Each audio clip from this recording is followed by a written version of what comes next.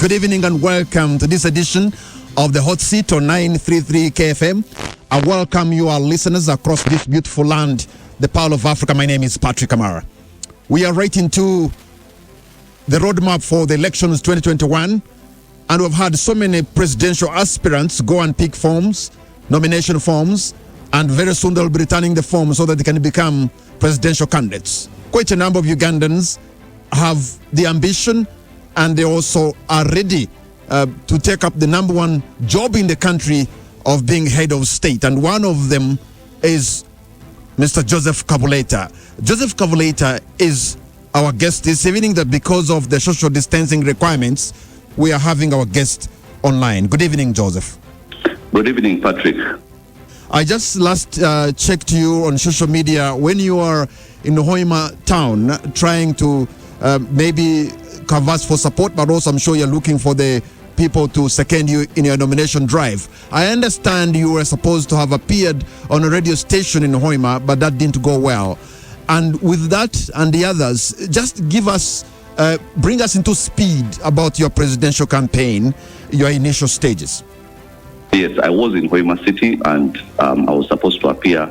I actually did appear on a radio station in Hoima and in Masindi and in Kibale, Greater Kibale, over the weekend. There were some hitches, especially in Hoima, because eventually, Masindi first at night, so I came back, and in the morning I was in Hoima. The station was all cordoned off by police.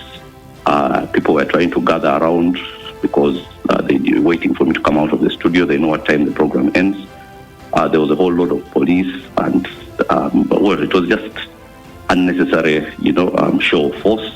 But I was there. I spoke to the people of Hoima, and they're very, very excited about my candidature. Let us go back into the nature of Ugandan politics. And Joseph, I know you as a journalist, as a sports journalist, but I also now know you as a man of faith and a preacher. I wonder, when did you start getting the feel that, you know what, I could do this job of being president of the Republic of Uganda? Have you seen lately maybe things going wrong, and you're like, okay, maybe I'm the man who can step in and and turn the arc of history into shaping Uganda to move in a different direction? When did you get this ambition? I got this ambition quite some time ago. I think perhaps soon after the last elections in 2016, and I was seeing the direction the country was going. And then 2017 and 2018 is actually when I completely concretized them in my mind and started coming up with the roadmap that would lead me into this campaign, this aspiration to become president. And then the longer I go, the more I see that it was the right decision to take, because I'm not so sure that people understand what's at stake for this country. Even those who do would rather as if keep their fingers out of it and just look on from a distance. They would rather not be a part of it.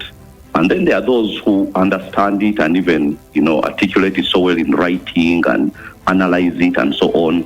And they do that. They do that so well. And that group they call the elite. And some people accuse me of belonging there. I'm not so sure I am one of them. The thing, though, is that what the elite of this society do not understand is that the point is not to tell us what is wrong with Uganda. The point is to change it. I have been in the position of telling what is wrong, but now I decided it's enough telling. It's time for me to come and try to change what it is that is wrong with this country, because I understand it so well, and not just I, so many people do. The trouble is those who understand prefer to stay away, and I wonder why that is. So I said I am not going to be one of those who is going to continue lamenting and writing nice articles about what's wrong and what injustices there are there, and what theft and what plunder and what lagging behind Uganda is suffering, in comparison to the countries next to us and so on. I will stand up and be the one to change it if I am given the mandate. So at least I put myself out there, and I'm confident I'll be given the mandate, and then I'll be part of the change process rather than the analyzing process. Mr. Kabuleta, the rough and tumble of a presidential campaign would require such a big financial war chest. I wonder, I'm not even trying to demean the kind of capacity that you have in terms of finances, But I can also not fail to point out that money is such a big thing for you to travel from Kotido to Kisoro. That would require big sums of money. Who is your quartermaster? Well, I am not complaining. Let's just put it that way. And I am traveling, and I have been traveling, and I'm going to continue traveling, and meeting people and talking to people and so on. I know what it takes, and I studied all that thing. I told you 2017.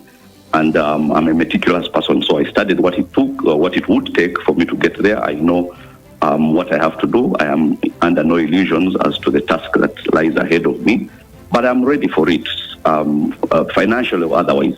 I'm ready for it, and I'm not complaining. And Kamara, I can assure you, I'm going to be traversing every corner of this country, and I'm going to be canvassing for votes, and I'm going to be appealing to people's sense of hope as to where this country needs to go hereafter. And I'm telling people that we do not just need change. Change is coming, but it's the quality of change that we are pushing for. We are pushing for a certain caliber of change, a quality that will guarantee that after the nightmare that has been 35 years of Museveni, we shall look back at it as, a bad dream that we've woken out of. But if we are not careful and we go with the excitement and with all the hula baru, we can end up with something that will even make us look nostalgically back to what this government has been. And I really shudder at the thought of that. That's why it is important for me to put myself out there so that we can get the sort of Uganda that I am sure I can deliver to the people of this country. But you know what? The reality is the NRM, they boast of having 11 million registered voters as members of their supporters in their register as NRM. And we know the Electoral Commission has about 16 point something or 17 million registered voters. If NRM, convinces their people to turn up on the polling day, it's game changer. It's game over. Yes, it is. And if they did, that's the big if. People get the NRM card for all sorts of reasons. And I will tell you this, they had 10 million last election, and yet Museveni got only 6 million voters. So what does that tell you? Obviously, it doesn't pan out that way, and every one of us knows that. So the thing is, people have going to parties like NRM that are in power for specific reasons. Most of them thinking they can get an advantage here, perhaps a job here, and so on and so forth. And you never know when you could need an NRM card when they are the ones in power and they are the ones controlling all the institutions. So most people just get it and put it somewhere in the wallet or somewhere and just hope that they can pull it out at some stage and it counts for something. But that cannot, that's really counting your chicks before they hatch. Those cannot be turned into voters, into votes for the president. All of them, it is impossible. It is impossible. And even then, last time, there's almost 5 point something, close to 6 million people who didn't vote in the last election. And there's a reason why they didn't vote. So many of them actually, even the crime preventers, if you add the crime preventers, all those people who had been recruited, you would see that Museveni should have gotten a lot more than 6 million voters because those are supposed to be his people. But the 6 million voters out of the 16 that was there is not a good turnover. And even that, we know very well, was with the help of a lot of cheating. So, but okay, let us look at the dynamics and look again into the reality, Mr. Kabuleta. There are almost 1.6 million electable positions in Uganda. The NRM of Yoweri Museveni most likely will front a candidate in all these 1.6 million elective positions. And 1.6 million, that means they will vote for themselves, campaign for themselves, but also campaign for the NRM. And that also gives them sort of a head start. That is, by the way, the head start is mostly because you see when people campaign under the NRM ticket, they are not doing that because NRM is popular, because I don't know any place now which is a stronghold from Museveni. By the way, I can't think of any right now. They don't do that because they want the NRM card because it is going to guarantee them that they are going to get votes. Let's say the way it would be in maybe other parties. What they do is when you are the NRM candidate, they hand you over their rigging machinery, the protection from police, which other people like us do not get, and so many other advantages. So the fact that somebody is, and I know people even in my area who are standing on an NRM ticket, yet they despise the man and they are going to vote for me. And that is very clear. So, and yet they are running on the NRM ticket. So do not be fooled by all these other people. And I know other people even who are running on tickets of other parties, but they are not going to vote the person at the top of the party.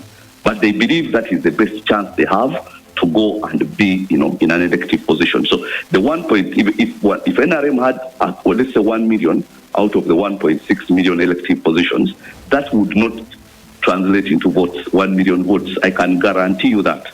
Out of that 1 million, even if there are people who actually are on NRM ticket, you could get only 100,000 votes for the president. Now that is different, you see, because the president, the election for president, and what people perceive a party to be grounded and so on.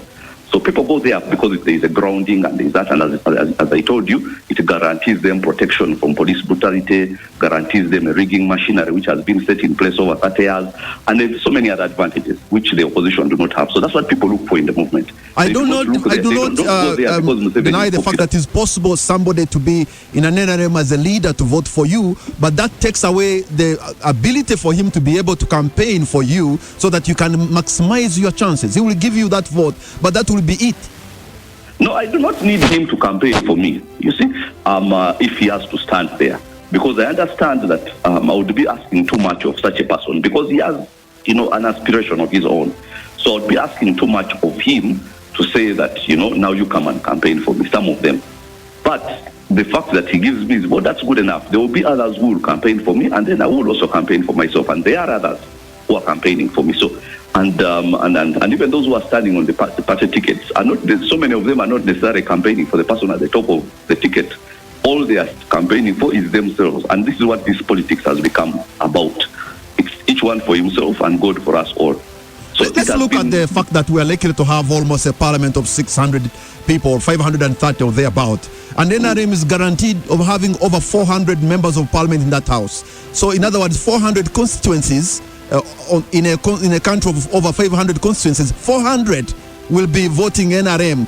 And that's a juggernaut, Mr. Kabuleta. That's a machine that you may not be able to fight and win. Let me tell you something, Mr. Kamara. The whole juggernaut starts at the top. Strike the shepherd and the sheep are scattered. It is just that simple. Now, when the top changes, I'm not saying if, I'm saying when the top changes, all those NRM MPs will flee for their lives. Because when they are not guaranteed the things that they are guaranteed under this regime, there will be nothing. They will totally disassociate themselves. It happened with Kanu. After Moi, there were so many Kanu people. After Moi went down, how many people wanted to associate themselves with Kanu? The party died within 5 years. So this is exactly what we are talking about. These ruling parties and all the advantages that they bestow on those who are shameless enough to be under them, those are things which people go there for privilege for themselves, but they crumble immediately. So when you change the top, those people who vote NRM, you remember even the last election for deputy speaker, it took the president, after he had given them money, it took the president to come and sit there and put a camera to see how each and every one of them was voting for him to topple Muhammad Nsereko. Because he wasn't sure they could take his money and in a secret ballot vote for somebody whom he didn't want. So the thing is, they are independent-minded people. They have their own independent minds, those NRM MPs and all NRM politicians. But they are bound by a system. And the system was created by somebody who is at the top, who has all the advantages. So as soon as that person is removed, all the independence of those NRM MPs and their politicians will come out and will realize that all along they were very intelligent people, because they are. We know them personally. They are very intelligent people. So a lot of them, I would say about 90% of them, and in a different system. But what they are doing right now is they are learning how to survive in the current system. You know, Mr. Kabuleta, you have a constitutional right to stand for the presidency. But you are aware, really, that you are swimming against the current and you risk drowning politically? I am not going to drown politically. You see, I have decided to do my politics in a different way from what has been there. And some people are offended by it. Some people, I don't know, perhaps see what I'm trying to do, but very few people see what I'm trying to do. Now, I know that politics in Uganda, especially under this dispensation of NRM, has been about drama, about, trenches and so on, and doing certain things. Now, when I came into politics, I decided that I am going to appeal to the minds of Ugandans, not their drama instincts.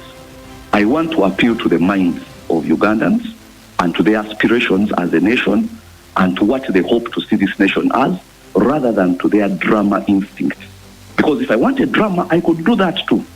I could also go and throw myself in the trenches and do it, but I do not want that kind of, it's not because I'm scared of it, I am not.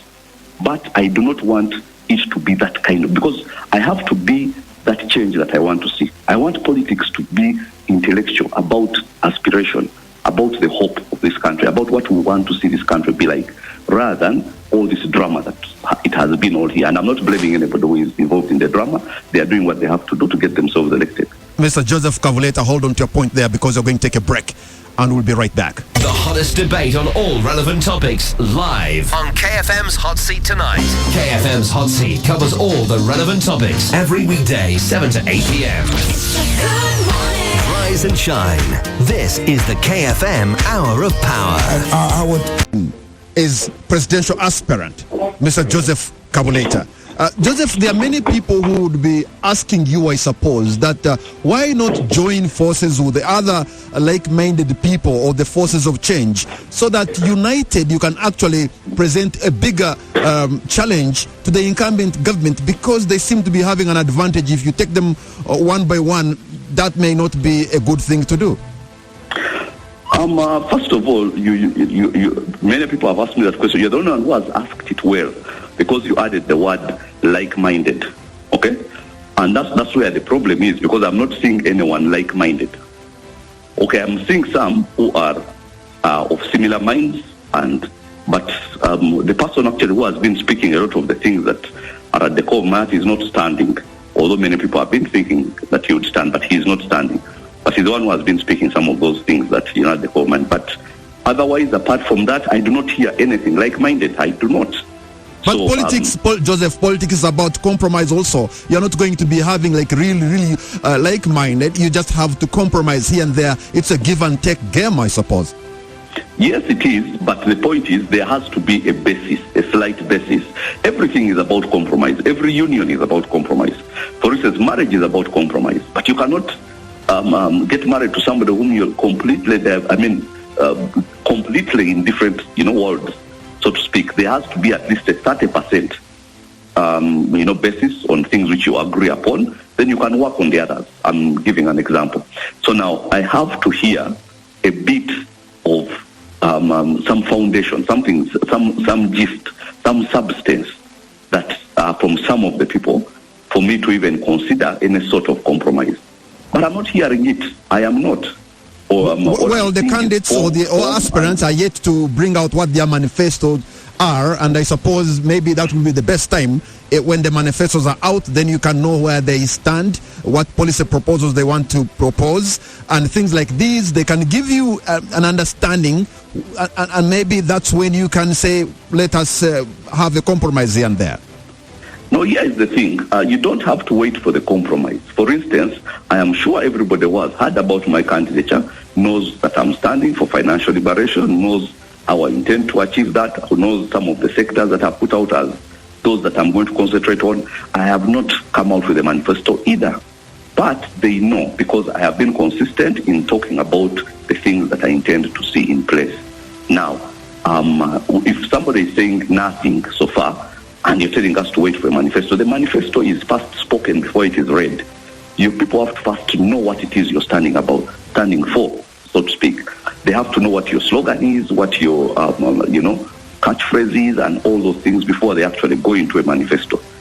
But there is very little of that. All we are seeing are colors and all that. So my point is that any basis of integration has got to be principled, not just, we have to do this, we have to do that, we have to do that. Because, everything I'm seeing is everybody us against Museveni. Us against Museveni. But what if Museveni is not there? What if he's not there? What guarantee is there that he's going to be there? Now, you see, the thing is, we have to think at that level of that. If change. Because, Kamara, what I have is I have seen other countries that have gone down the same road of change. And then the change comes and they are woefully ill-prepared for that change. And their country goes from bad to worse. And I could name so many examples. Okay? So many examples. So, but then I've also seen countries which were principled in their pursuit of change, And when the change came, they were actually prepared for it. And they took their country from one stage to the next. Now, And you are prepared. Most of those political actors want to see a change of guard, I suppose, of President Yoweri Museveni, and maybe put another political dispensation. But you have also to know that in all these rural districts, including perhaps where you come from, people are so close to the NRM, like as if he put a spell on them. If you went to Kikube, or you went to Kagadi, or you went to Kakumiro, and you went all those places, chances are that the people are still with the NRM. They are not, Kabara, they are not. Let me tell you something. They are not. Now, here is the thing. I have been there, okay? I told you I was in Kagadi, and that is like really, Kibara and so on. And I feel the pulse. I don't just be on radio, I feel the pulse. Hoima is supposed to be one of the strongholds of NRM. Go and ask what percentage NRM would get there right now, okay? Actually, not just Hoima, the whole of Bunyoro. Masindi. You go understand. They are dismantled. But Mr. Kabuleta, don't forget that just a few months back there was a by-election in Hoima that was won by the NRM. If that is something, if that is a point at where we are headed, it really is. Okay, here is the thing. Even if we take the results as they were, but you see, I was there. I know what happened. But and I know how much violence was meted out on people and so on for that so-called win to take place, including Museveni moving from place to place. But to win a by-election for parliament. But now let me tell you this. In the previous election, or previous elections, NRM, if I count all of them, has been getting an average close to 90%. But now you're talking about a by-election which was pitting one FDC candidate against an NRM candidate, which really was opposition against NRM. And it was barely won, and with a lot of intimidation, a lot of military, with an RDC changed, a DPC changed because of refusing to meet out to violence and so on, and still they won it by the skin of their teeth. Now, what does that tell you? And that is about a year ago. So what does that tell you? And they are becoming thinner and thinner. And that is even before the people of that place knew that one of their only standing. So there is no NRM, there is no stronghold of NRM in Bunyoro. Let me give you an example of what happened just recently, because during the presidential constitutional amendment bill, some members of parliament decided not to vote for the removal of the age limit. And just a few weeks back, they were back at State House in Tebe trying to apologize before the head of state because of what they had done. And most of them did that because they realized that the people whom they represent will not give them another mandate to lead because of what they had done. So in other words, they saw the pressure of the people and they went and even apologized. No, they did not. They saw the pressure of the president. Let me tell you something. I was in that place where Barnabas comes, one of the people who apologized. Even if Museveni came and stood there and told people, don't vote Barnabas, they would vote for Barnabas. It has absolutely nothing to do with the electorate. It has everything to do with getting a candidate against you, giving him a load of money. It has everything to do with intimidating and all the things that the president can do to people who come up against him. And he's capable of that. People know how vengeful he is.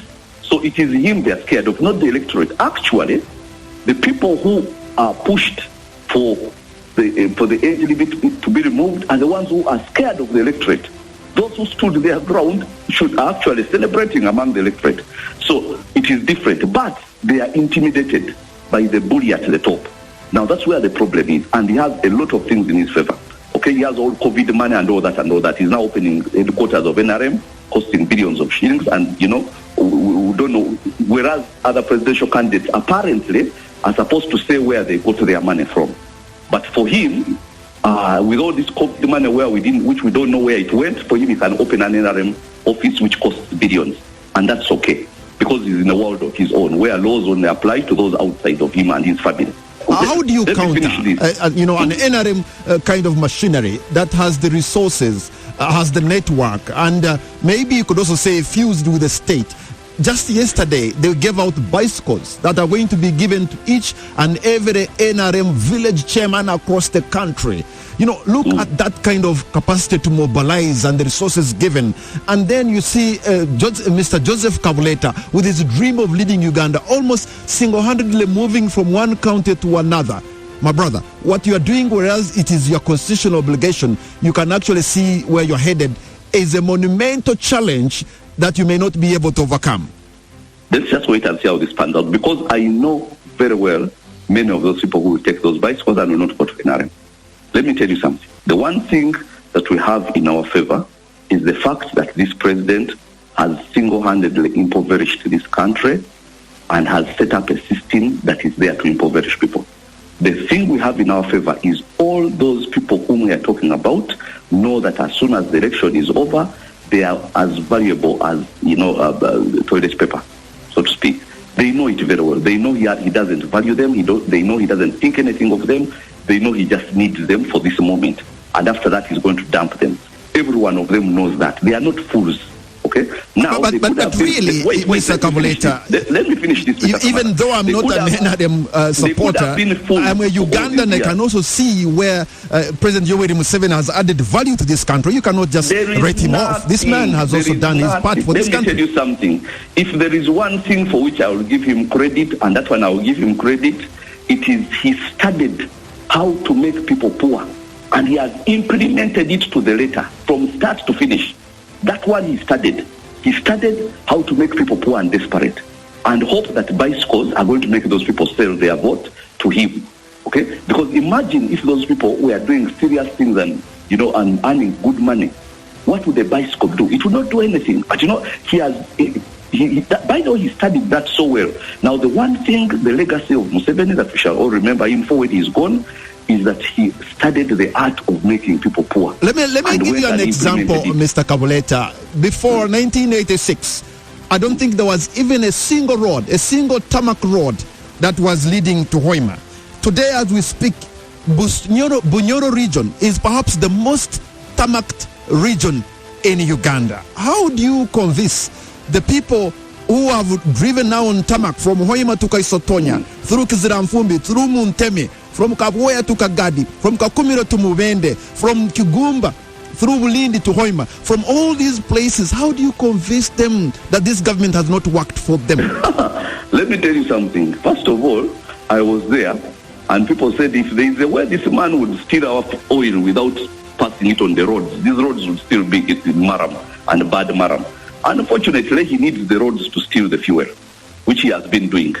So, nobody is fooled by that. You look at the roads you're talking about, Kaisotonya, coming through Hoima, going through Tugumba, and what passes on those roads? You go and see how many blue trucks carrying stolen crude oil are passing on those roads. So people are not fooled, Kamara. Let me tell you, people are wise these days. They are not fooled. And actually, somebody told me, this is not even me, somebody told me, if that man could transport that fuel in the air, none of these roads would be made. And they know it. So what you're talking about of paved roads, and that's the classic thing which all NRM people use, paved road. Go and find out how many kilometers of roads Tanzania has paved in the last 8 years. Then you tell me about what... You know why I'm saying this, Mr. Kabuleta? You know why I'm saying this? Because I know how people, for example, would suffer to come from Kagadi and they're coming to Kampala, using that bus, I don't know, it's called Zahura's bus, from Kagadi via Muhoro, via Katoki, King Jojo and Camp. But now they just make that, direct line from Kagadi via Kakumiro to Mubende, and they are in Kampala. If they are business people, I'm sure they are happy now because their situation has been made better. Let me tell you, Kamara, that's the problem with Ugandans. We are not supposed to, you can't, if you look at that, then everybody is going to be a saint. We are supposed to look at, number one, how much better we should have been if there was not a deliberate plan to impoverish people, number one. Number two, how much better countries that were worse off than us. Go and look at how many roads Rwanda has paved from 1994. Before you start telling me about what these people have paved since 1986. You find out the kilometers that Rwanda has paved since 1994 when they finished the war. And then compare. Find out how many roads have been paved in 10 years in Tanzania. before you start telling me about what Museveni has done since 1986. So we have to stop thinking about what could be worse. We have got to start thinking about what can be better. And we can be a lot better. We are not going to let Museveni make us think that he has done a lot when he has done nothing, okay, in comparison to anything that can be done. What resources do we have? How have we used them?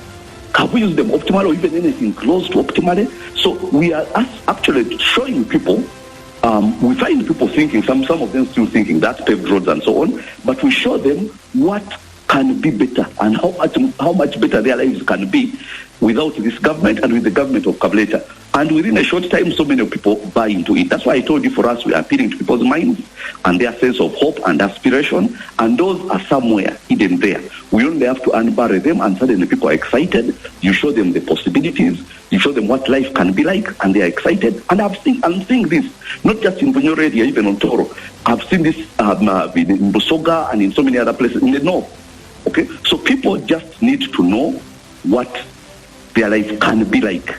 Okay, Joseph Kabuleta, hold on to your point, sir, because you're going to take a break. When we come back, I just want to ask about the financial liberation agenda that you're proposing for Uganda. We'll be right back. KFM's Hot Seat. It's hot, it's live, provocative, and digs deep into the issue. Powered by Kenya Ports Authority. Seat covers all the relevant topics every weekday, 7 to 8 p.m. Welcome back to 933 KFM, and this is the Hot Seat. My name is Patrick Amara. My guest online is Mr. Joseph Kabuleta, who's a presidential aspirant. You earlier said that you want to sort of give financial liberation to the people of Uganda. I think this is a moment when we would want to hear what is it that Joseph would want to do differently for our country. Everything differently from what there has been. But here is the thing. Financial liberation, let me first explain it, is about giving people an atmosphere that enables them to achieve all manner of financial aspirations. Now, we know that that atmosphere is lacking. We know that so many people have lost their businesses because some members of, the ruling class have developed an interest in those businesses and have come and invaded them and kicked these people out of business. That has happened so many times, and many people know it. And many of them, I have their personal stories. We know people who have been crushed in business through all manner of ways.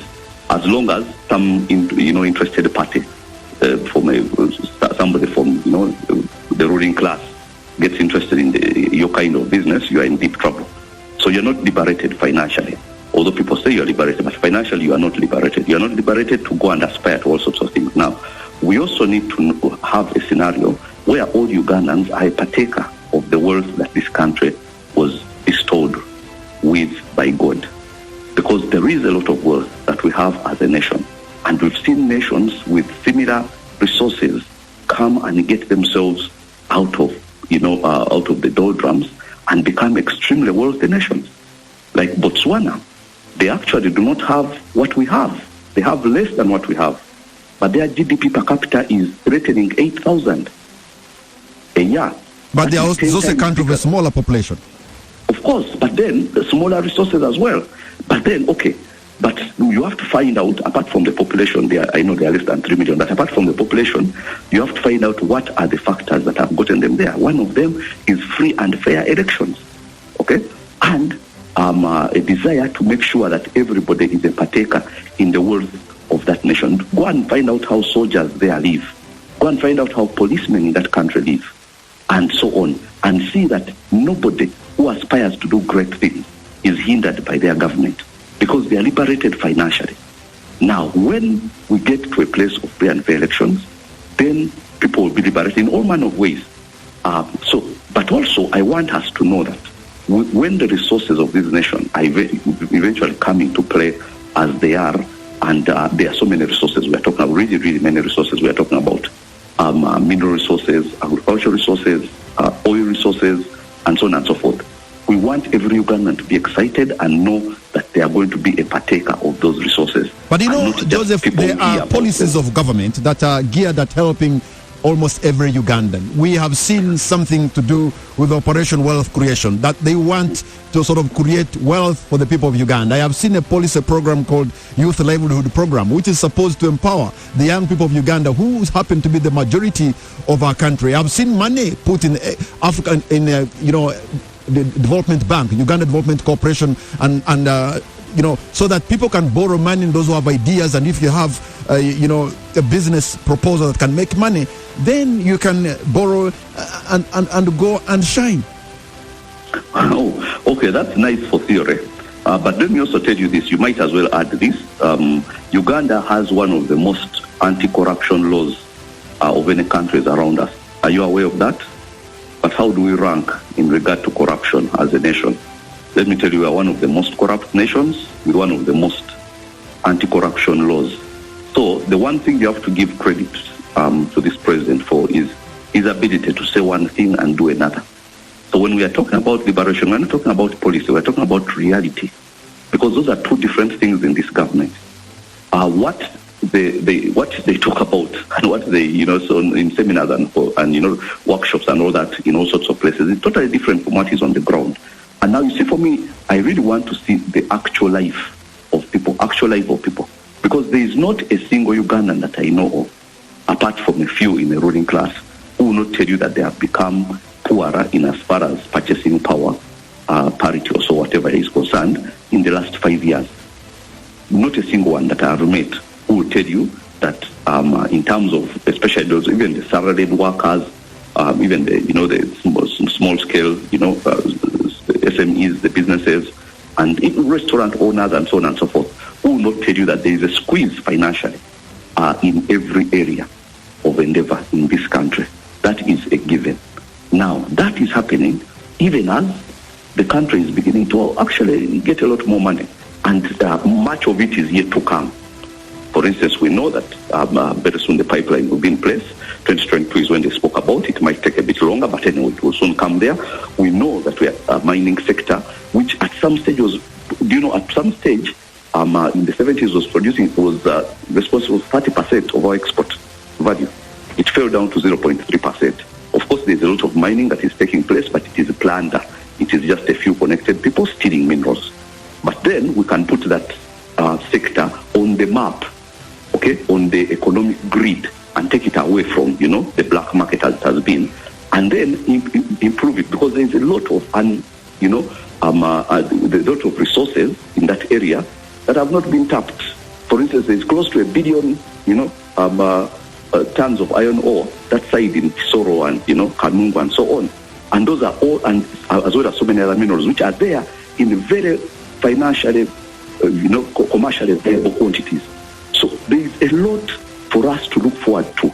But Kamara, what I'm telling people is, as long as this government or anyone that is like them, or anyone of those who, are just shouting change, but they do not know what they want, as long as those governments are in place, Ugandans cannot be excited about being partakers of that wealth.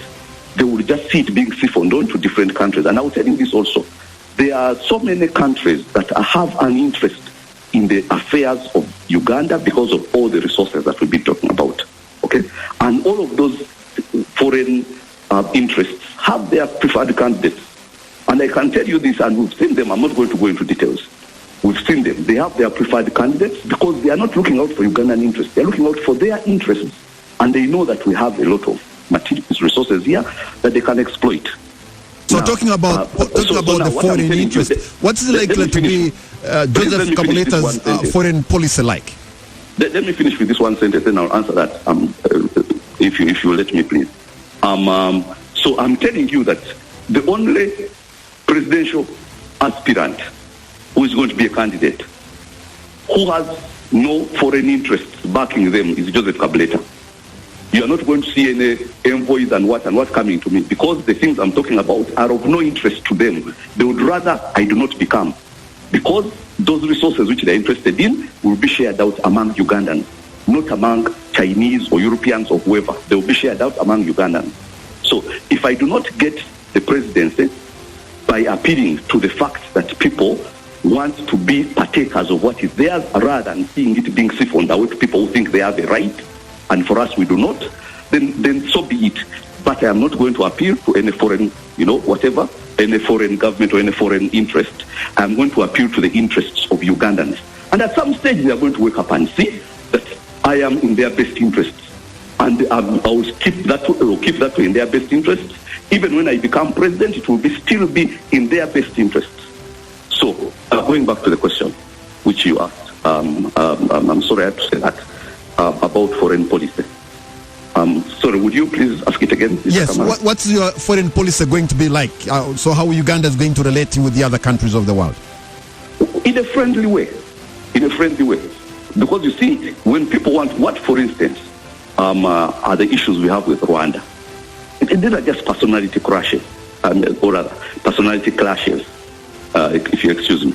Now, we do not want scenarios like that where we are clashing in personalities and then, all these things are closed. And what we want to have a foreign policy that is relatable and in good relation with, especially the countries that surround us. Because those are going to make the primary market for us. Those are going to make primary, trading partners for us, and we cannot afford to do without them. Those countries include Rwanda, include Tanzania, include Kenya, and even others like DRC, like even beyond Equatorial Guinea, where I went and I was trying to look for market for some of Uganda's economic produce when I become president, and others like that, where we have to go and see that we need these countries, and we have things which are unique to us that those countries need. For instance, I went in West Africa, almost all food is imported, some of it from France and so on and so forth, things which we can grow here without a problem. So now, if we came and actually told our farmers to grow these things are found for you a market in this place, and they're buying those things from abroad at very exorbitant prices, we can give them those things at cheaper prices and make our farmers rich. And these are things which I have explored through and through, so I know what I'm talking about. So now, seeing that I'm going to need those people to sell our produce to them, I cannot afford to antagonize any one of them because we need them, and thankfully, none of them actually are antagonistic. Maybe the biggest problem was our own government, okay, which tries to, expand itself beyond these borders. So we have no expansionist tendencies. I would want to be a president of Uganda and Uganda only. So then we shall be in good relation with all the people around us. Mr. Joseph Kabuleta. Yes, Mr. Joseph Kabuleta, hold on to your point because you're going to take a very quick break and we'll be right back. Way Radio. Pick up your phone now and join the action. KFM's Hot Seat. Coming right at you. 933 KFM. Welcome back to 933 KFM, and this is the Hot Seat. My name is Patrick Amara. My guest this evening online is a presidential aspirant, Mr. Joseph Kabuleta, and he has been crisscrossing the country trying to sell his ideas to the rest of Ugandans so that they can be able to vote him from an informed position come the election day. Mr. Joseph Kabuleta, I also know you as a leader of the Watchman Ministries, in fact, as a pastor, and I wonder how much of this is a calling from God, you being a man of faith. Me being a man of faith means that when I am president, I will not do things that will tarnish my name. Okay, I still have a name to protect, and I'm still going to be a man of faith as it is, and actually a leader of faith. So I have a name to protect, and I am not about to spoil my name in politics. That is not going to happen. So the things that I speak about and the things that I promise, I have every intention to fulfill them. I am not just coming up with campaign slogans. I'm coming up with things which I've thought about. And if anybody has listened to me over the time, they will know very well that these are things which are not surface things from my mind. They're actually from the core of my heart. So I know what it is I'm going to do for Ugandans, and I'm still going to be a minister of the gospel, and I'm still going to be a pastor. That is not going to change. Even when I'm president, I'll still be a pastor. But I am going to be a president for every Ugandan, and a president who is going to make Ugandans rich. Now, let me tell you this. I was somewhere in Iganga, actually, and I spoke to people and told them what their government can do for them to make them rich. And I showed them, just in an acre of land, how much money you can make from 1 acre of land. And asked them, how many of you have like 1 acre of land? And quite a number of them did. I told them, do you know that using our experts, we can show you how to maximize benefits from that acre of land, that you actually get out of the bracket of poor? And they were very excited. I showed them how, I showed them what we can do, and how we can take the burden of finding markets away from the farmer and take the government through its agencies, take over that. So they were very excited. Then one of them asked me a question, and they told me that, you said that, but what if you go and become president and we never see you again? What guarantee do we have that we shall see you again? And I told her, she was a lady, I told her that even if you never see me, you will see me in your wallet. So when you see a wallet swelling and having some sort of earthquake, you know that Kabuleta is around the place there. That's how you will know that I've arrived. So whether you see my face or not, you will see me in your wallet. Now that is my promise to Ugandans. Not a single one of them will not feel me in their wallet, because I know what this country has, I know what I can do for it, and I know what I can make this country. So I'm telling you, and I'm promising that, as you said yourself, a man of faith and somebody who has a name to protect and who is not going to let Ugandans down. So I'm not going there to let Ugandans down. Now, the other people, you can take a chance on them. Now, with me, it's not taking a chance, because you can hold me up to certain values and say, you claim to be this, how come you told us this, you've not done it? Now, other people, you not hold them up to any values, I can tell you that. And I will tell you that I will stand for the interest of Uganda, for the interest of Ugandans, not for any foreign interest. Okay, now, and again, as a man of faith, I just want to know, because I know you are a very close person, or maybe friendly to Prophet Elvis Mbonye. I wonder how much of this is a prophecy? None of it is. It's an aspiration, like any other. Yes, I am close to him, but he has not prophesied that I am going to be president. And if he had, you would have had it all over, because, it would have been there. He has not prophesied I'm not going to be president. He is not involved in any way in my, aspiration. This is Kabuleta standing for president. Okay, so even before I was a pastor, I was a journalist, I was so many things before. So now this is me seeing that it is time for us to stop analyzing the problems of this country, and it's time for us to actually get involved in changing them. Okay, so that has nothing to do with Prophet Elvis Mbonye, in as much as, yes, I am close to him, yes, I attend his ministry, and yes, but he has not prophesied that I'm going to be president. But you know why I'm asking you this is because you are a close friend of the man of God, and he has an art, and he has a gifted mind of almost teleporting himself into the future. Why not maybe ask him to see what this is going to bring for you? Well, I wish he would. I wish I could convince him to tell me, Prophet, can you please go in the future and tell me if I'm going to be president, or if I'm wasting my time, I give up. I wish I could, but somehow he does what he's led to do, and I usually have zero input in it. So, but if he does, and he assures me that I'm going to become, maybe I will call you Kamara and say, now finally, he has said I'm going to, but he has not.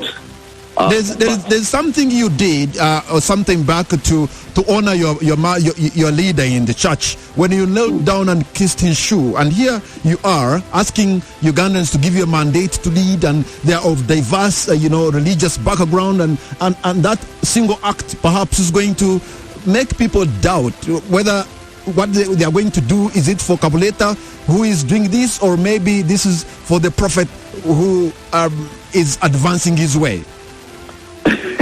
It has by then nothing to do with him. Let me tell you, anybody who knows me knows that I'm a person who has ambitions of my own and aspirations of my own, and I've always been that. And I'm a very expressive person. When I buy into something, I buy into it wholeheartedly. That's the kind of person that I am. So what I did that time is between me and and my faith. It has absolutely nothing to do with the diversity of faith in this country, all of which, of course, I totally respect. And I totally respect the fact that some people found it were not the right thing to do. But in that regard, I was there as Kabuleta. I was not there as a carrier of any office whatsoever. I was there as myself. And of course, as myself, I'm free to do what I want to do. If I go back, I remember you as a serious sports journalist, but you and a gentleman called Michael Ezra, you stormed Kampala. People say you gave Michael Ezra such a big platform, but he turned out not to be so beneficial to, to do exactly what he had promised. And some people thought that you made popular a man who, with all respect, his integrity was questionable. Well, I don't know about integrity questionable because here is the point, Kamara. Let me tell you about my relationship with Mike Ezra. We went and he came and sponsored an athletics team of athletes who were supposed to go and take part in a competition in Lausanne and had no money. He came and gave them money. So we invited him as a friend of sport to one of the galas, which will crown sportsman of the year, and I was the head, the president of Uganda Sports Press Association, the organizers of that gala. So we invited him to come there. Now, when he came there, he saw that the gala was really very, very low key because we had very little money, and the food was bad. we were giving people, very lousy trophies and so on. So after the gala, and he came there and he sat through and, just watched. After the gala, he called me and told me, what would it take for you to organize a gala and to give people that is worthy of the name a gala, and give people wonderful trophies and have everything the way you would dream it to be? So I told him, I can't compute that right now, but, let me compute it, I get it back to you. Then he told me that I'm going to be out of the country, but what I'm going to do is I'm going to give you a blank check. You remember that story? He said, I'm going to give you a check. You go and compute how much money you need, and then you put it there and go and get the money, and then organize a gala of your dreams, which we did. So now, that is somebody who, and then after that, he was rewarding Cranes players for playing well in a game against Niger. He paid for the Cranes team who were stranded and did not have transport. He cleared their airfare at the cost of 60 million, and we are going to be embarrassed as a national team. Let me tell you that story, by the way. Here is the thing. Kenya Airways was at that time the only flight that Cranes could have taken to get to Niger in time for a Saturday game. Okay? And Kenya Airways, we are giving Cranes a few minutes. If you do not confirm your tickets with the money, we are going to give out the places, and we are going to be embarrassed. Somehow it got to him. He called Kenya Airways, gave the money, and Cranes went. As well as so many other things he did for sport. Okay? So now, of course, Uganda is not a very good society when you end up badly. So somehow, when he fell on hard times and so on, then people, laugh at him and so on. But I'm not that kind of person. I know what Mike Ezra did for sport, and so many people know what he did for sports journalism, and we appreciate it. And people would ask me, do you know where he gets his money from? I said, no, I actually don't work for Forbes magazine. So that's not my business, knowing where Ezra gets his money from. Okay. But as long as there's no challenge from him so far, and he is actually sponsoring USPA and giving us dignified, galas, dignified meetings and so on, sponsoring athletes, sponsoring the national team and so on, we are grateful because he was a true friend of sport. And when I got to know him personally, I got to know that he actually loves sport. So he was putting money where his heart is. I'd want to thank you so much for your time, but I want also to give you 30 seconds for you to give us your parting shot. Thank you so much for hosting me. I want to thank everybody who has been listening. But here's what I want to tell you. Vote with your heart. Vote with your mind. Vote knowing that vote for the change that you know will guarantee you a Uganda that you want. Do not vote with the crowd. Be a principled voter. Vote because you're part of that crowd. So I want everybody to look at all the people on offer and say that Kabuleta is the person who seems to have a clear message he's promising us, and we trust him he's going to deliver it, and he is going to deliver it. And I want you to vote on that basis. Don't get excited, don't get smart by all these news shots. I'm going to still appeal to people's minds rather than to their drama instinct. Thank you very much. Thank you so much, Mr. Joseph Kabuleta. We appreciate your time and we appreciate your insights on the matter. Here at the hot seat, we wish you well and wish you luck as you continue with your quest for the presidency. Your name is Kabuleta, which means the one that brings it. I hope you're going to bring wealth and not worry. Wealth. That's what I'm bringing. Wealth. All right. Good night and God bless Uganda. The hottest debate on all